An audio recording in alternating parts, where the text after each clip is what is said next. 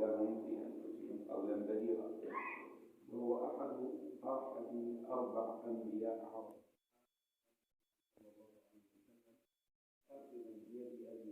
قال يا أبا ذر 4 من الأنبياء عرب، فذكر النبي موسى عليه السلام والنبي صالح عليه السلام والنبي شعيب عليه السلام، وقال ونبيك يا أبا ذر.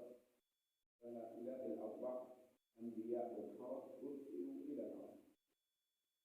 ورد ذكر النبي شعيب عليه السلام في القرآن الكريم 11 مرة، وبين الله سبحانه وتعالى أنه أرسل إلى أهل مدين. قال تعالى مبينا أن هناك صلة قرابة بين سيدنا شعيب وقومه حينما قال أخاه. بسم الله الرحمن الرحيم.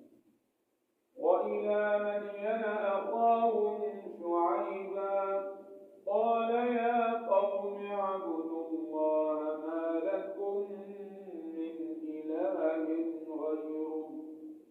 لكن لما استقر الكفر والتكذيب والصد عن سبيل الله من أهل مدين، وصفهم الله نسبة إلى المنطقة التي يسكنون فيها الأيكة، وهي منطقة مكتظة بالأشجار متشابكة الأغصان، ولم يقل أخاهم، فمع التكذيب لا يوجد أخوة. قال تعالى كذب أصحاب الأيكة المرسلين إذ قال لهم شعيب ألا تتقون.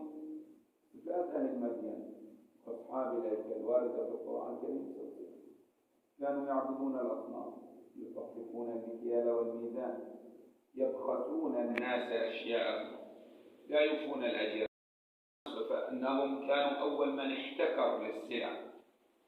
فنهاه سيدنا شعيب عن هذه التصرفات في الأموال. فماذا قالوا؟ قالوا